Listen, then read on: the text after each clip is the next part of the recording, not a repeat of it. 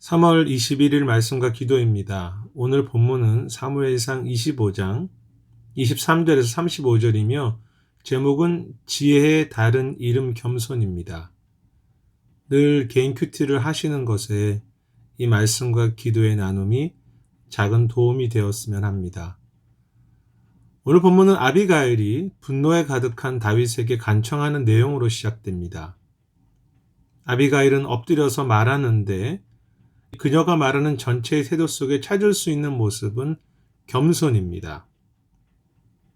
아비가일은 다윗을 지극히 존중하는 내용이 그녀의 대화의 곳곳에 드러나는데요. 그녀는 다윗을 주라고 부르면서 자신을 여종이라고 그렇게 말합니다.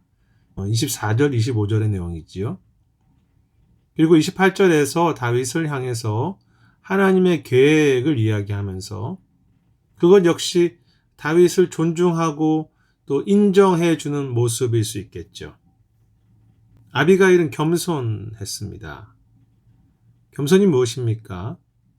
여러 가지 겸손의 특징을 성경에서 살필 수 있겠지만 오늘 아비가일의 모습 속에서 드러나는 겸손은 하나님 앞에서 다른 사람들을 존중하고 하나님의 이름으로 다른 사람들을 인정하며 받아들이는 모습으로 드러나는 것을 볼 수 있습니다. 사실 그것이 진정한 겸손이겠죠. 다른 사람들을 받아들이는 것. 나발은 오만한 사람이었죠. 그래서 그는 다윗이 왔을 때, 다윗의 사람들이 왔을 때 다윗이 누구냐고 그렇게 말하면서 다윗을 존중하지도 않았고 받아들이지도 않았습니다. 반면 아비가일은 하나님께서 다윗을 세우신 것을 존중하고 다윗이라는 인물을 비록 그가 도망자로 있지만 그를 인정해 줍니다. 하나님 앞에서 그리고 하나님의 마음으로 완전하지 못한 어려움 가운데 있는 사람들 역시 존중하고 받아들이는 겸손. 그런데 아비가일의 또 다른 모습은 지혜였습니다. 그녀는 어려운 일이 닥칠 때 매우 민첩하게 음식과 예물을 준비하여서 다윗의 마음을 누그러뜨리는 것을 볼 수 있습니다. 오늘 27절에도 그렇게 나와 있죠. 그리고 아비가일은 매우 지혜롭게 말하면서 다윗을 축복하는데요. 특히 31절에서 아비가일은 훗날 다윗이 왕이 되었을 때 무지한 제 피를 흘렸다거나 보복했다는 말을 듣지 않을 수 있도록 하라고 다윗에게 지혜롭게 권면합니다. 그리고 그녀의 이러한 모든 모습에 대해서 다윗은 그녀가 지혜롭다고 그렇게 말하는 내용이 33절입니다. 아비가일은 지혜로운 사람이었는데 진정한 지혜는 똑똑한 머리가 아니라 다른 사람들을 세워줄 수 있는 사랑과 축복이 지혜이지요. 그러므로 아비가일은 겸손하면서 지혜로웠습니다. 아비가일의 겸손이 그를 지혜롭게 했다고도 말할 수 있겠고 반대로 아비가일의 지혜가 그녀를 겸손하게 했다고도 말할 수 있을 것입니다. 그러므로 성경 전체가 말하고 있는 그것은 진리와 똑같은데요. 지혜와 겸손은 언제나 같이 갑니다. 중요한 것은 아비가일이 다윗에게 말하는 대화마다 여호와께서라는 표현을 셀 수 없이 많이 말하고 있다는 사실입니다. 26절, 28절, 29절, 30절, 31절 그녀가 말하는 모든 문장에서 여호와께서라는 표현이 있다고 말할 수 있을 정도입니다. 아비가일은 여호와를 경외했으며 하나님께서 인도하실 것을 믿고 기대하는 사람이었습니다. 그의 모든 대화에 여호와께서가 드러날 정도로.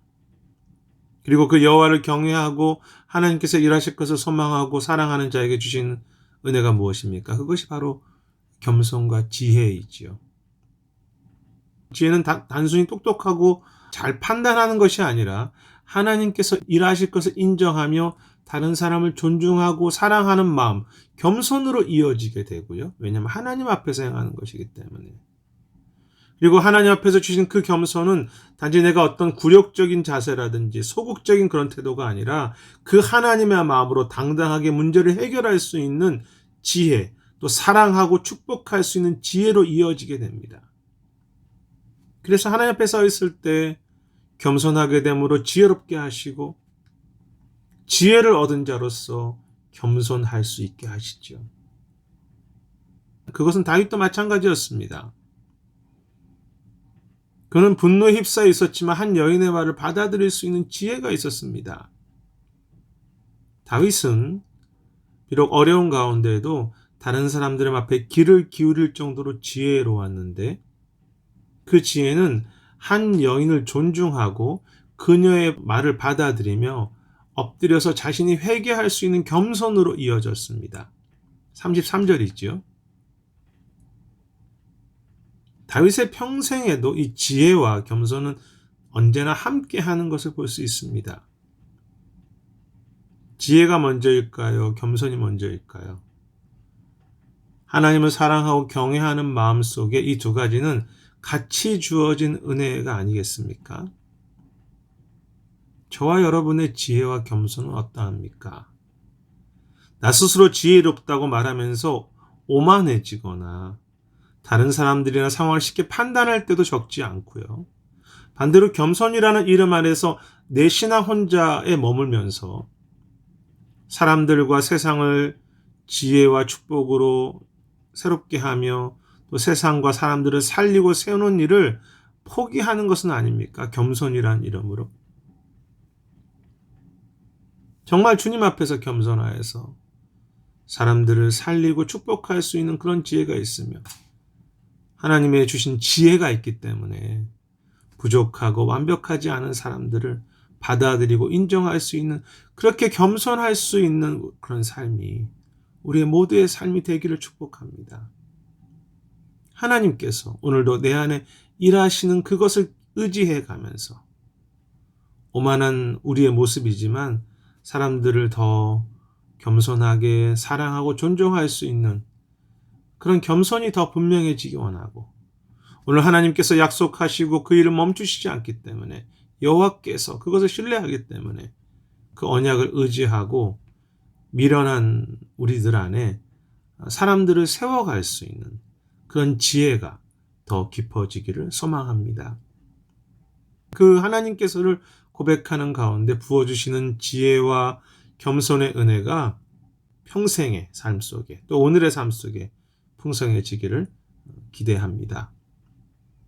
오늘의 기도 제목은 하나님께서 주시는 지혜와 겸손으로 참 우리의 삶의 상황이 쉽지 않지만 그 상황 속에서 진정한 평화를 이루며 사람들을 축복하고 세워갈 수 있는 그런 지혜와 겸손의 사람이 되도록 기도하면 좋겠습니다. 두 번째 제목은 교회를 위해서 기도할 텐데 영육간의 아픈 분들을 좀 생각하시면서 기도하시면 좋겠습니다. 특히 연세 드신 분들 중에서 아픈 분들이 많은데요. 또 우리의 교회 모든 사역들이 그것이 사역자들이나 아니면 평신도들이나 상관없이 그 모든 사역과 섬김들이 정말 주님을 의지하고 기도로서 그 일을 감당할 수 있도록 그런 주님의 지혜와 겸손으로 사람들을 세우는 그런 교회의 사역이 될 수 있도록 기도해 주시기를 부탁드립니다.